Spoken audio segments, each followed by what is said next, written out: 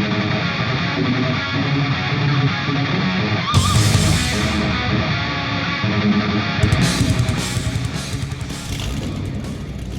to Indiana Diecast Racing and the continuing Round 1 action of the Westfield 500. Last time we saw Harper Hamilton's Drift King and Connor Daly's Indy 500 Oval barely edge out the RX-7 of George Stackert. While Harper has clinched a spot in Round 2, Connor will have to wait to see if his 12-point score is in the top 7 second-place scores. Today we're following Group 2. Kit Kayham's golden ticket is a 1970 Chevelle SS and the number 2 overall seed. Despite the physical size of golden ticket, it's the second lightest in the group. George Stackert takes the track again, this time in his best qualifying vehicle, a Lamborghini Sesto Elemento. The Elemento is the lightest car in the group, but this track has seen a couple Elementos before and they tend to run pretty fast. Fred Duesenberg is driving his 1931 Model J for Sherrill Sport Automotive, and Rocco Brogan completes the group in the Yoshi B-Dasher. Kit and George have the front row to get us started.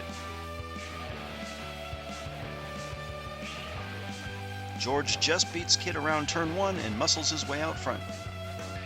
Kit tries to pass on the outside and George drives him off the track. George wins easily, with Fred and Rocco coming up behind.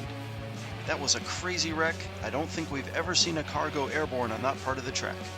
George got his nose in front in Diagon Alley, and it's just enough to keep Kit from taking the inside lane. When George takes the inside lane of the triangle, Kit tries to use his momentum to slingshot around the outside and runs out of track when George moves to the outside. George is carrying so much speed at the finish he nearly drives off the track. Kit will have 3 laps to dig himself out of a big lap 1 hole, and he'll have to do it from the outside lane of row 2. Fred moves up to the front row, and George will shift over to the inside lane. George takes an early lead into Diagon Alley. He's up on the wall and he spins. Fred and Kit fly past him and the Duesenberg is going to steal the win.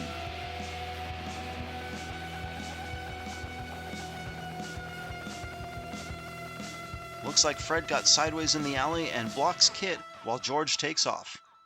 George catches an edge mid-triangle and gets completely vertical. He nearly comes to a stop while the Duesenberg golden ticket train chugs past at top speed. Fred comes away with a surprising win and takes a 1-point lead over George after 2 laps. Kit makes a little progress taking advantage of George's on-track issues to score 3 points for second place, but he's still fighting an uphill battle. Fred takes over the pole, and Kit is already back in the front row. Fred and Kit are neck and neck through Diagon Alley and heading to the triangle. Fred gets the advantage, but Kit's right behind him. Fred loses speed, and Kit makes the pass. The resulting collision throws Fred off the track, and somehow Rocco comes in ahead of George. What in the world is happening?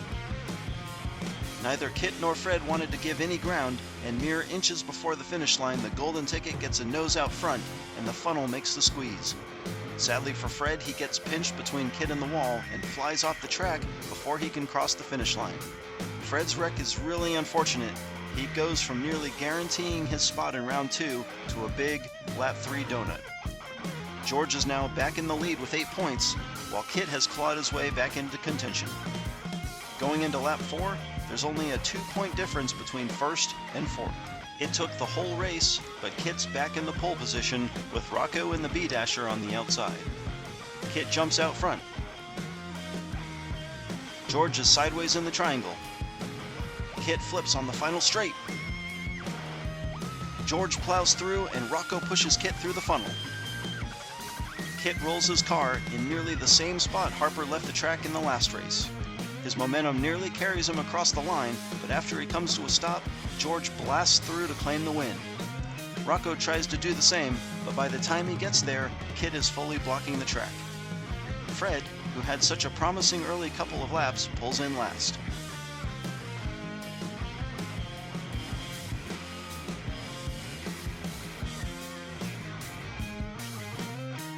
After all the dust settles, it's George and the Sesto Elemento who takes the group win.